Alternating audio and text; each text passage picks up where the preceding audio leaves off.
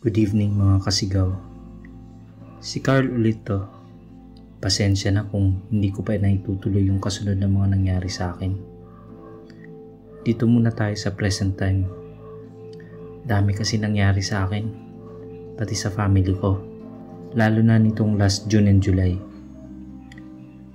Yung pamangkin ko kasi, na kinder kapag pumapasok, lagi nagwawala. Kasi nakikita niya pa din sila. Yung mga itim na usok, mga taong nakaitim, nakakabahala na kasi. As in, araw-araw kaya no choice kami kundi magbantay ni ate. Since yung bayaw ko, nasa barko. 3rd week of June, nakabili ako ng sarili kong sasakyan. Hindi ko kasi magamit sa sasakyan nila mami kasi ayaw baka madisgrasya lang ako. Medyo lumalala yung mga nakabantay sa akin. Lalo na nung magbe-birthday ako nung June 21. Nag-inom lang kami ng pinsan ko at hindi na ako naganda kasi kakabili ko lang ng sasakyan ko tagtuyot pa ako. Lambanog lang ang ininom namin. Naging agresibo na sila sa akin. Yung kapag natutulog ako, bigla ako kakalmutin. Sasaktan. One time pa, natutulog kami ni love life ko. Bigla ako hinila sa paa. As in, kita naming dalawa na taong nakaitim yung humihila sa akin palabas ng kwarto na tinutulugan namin. Maswerte lang kasi maigpit kapit ko sa bakal ng kama. Pero yung tao o yung nilalang na humihila sa akin kitang kita namin ni love life kasi may nakabukas na ilaw sa hallway na wala siya nung nagising si mami ko. At ako kasi nagsisigaw na kami ni love life. Yung pag-hysterical ko nung oras na yun walang kapantay. Grabe. Gusto ko lang linawin, hindi po inborn yung kakayahan ko o abilidad. Natutunan ko lang siya sa libro. Hanggang ngayon, kaya ko pa din magpagalaw ng mga bagay tulad ng remote control, kutsara.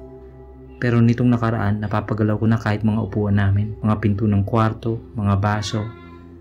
Pero sumasakit pa din ulo ko, hindi na nga lang katulad ng dati. Etong July 4, 2018, kaya po ako sumulat kasi baka hindi na ako makasulat ulit. Eto nangyari. Galing ako, si ate at pamangkin ko sa mga lolo ko dito sa Rizal. Pauwi kami sa amin bandang 2 PM. Nakabukas bintana ng sasakyan habang nagdadrive ako. Papasok na kami ng village namin nang makita ko yung mga nakaitim na nasa bakanting lote dito.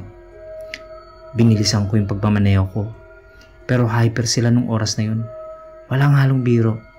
Alam nyo ba, hindi na sila simpleng usok ngayon. Nahahawakan na nila kami. Nahablot ako sa buhok ng isa sa kanila. Sa sobrang kaba ko at takot, binilisan ko takbo. Pero syempre kapag inaapi, laging talo. Tumama ulo ko sa bintana ng sasakyan hanggang sa nabitawan ako ng ulupong na yun. Okay lang kung nabitawan lang Ang kaso sa sobrang lakas ng pagkakauntog ko, nagdugo ulo ko kasi malakas yung pagkakatama. Itinakbo ko ng ospital oras na yun kasi kailangan tayiin. 3 stitches, o diba, lalim. Sobrang takot and panic si ate nung time na yun. Pati yung pamangkin ko naman iyak ng iyak. Send ko yung conversation ng family group chat namin para may prueba. May picture ako pero nakakaya, wag na din ipakita. Advice lang po talaga kailangan ko. Hanggang ngayon, may gasap pa din ulo ko. 1 week daw bago ako gumaling, sabi ng doktor. Ang sakit ng tahi sa ulo ko. Ay. Gusto ko lang naman tahimik na buhay Gusto ko pa mabuhay na matagal. Kung may problema sila sa mga taong may espesyal na kakayahan, edi sila na lang. Wag na sana ako. Kahit mawala na tong natutuhan ko na makapagpagalo ng mga bagay, basta gusto ko lang na bumalik sa dati. Ingat po tayong lahat, lalo na kayo. Kayong may mga natural na abilidad. Kasi totoo sila. Ako nga na peke ang kakayahan, pinagtitripan nila. Kayo pa.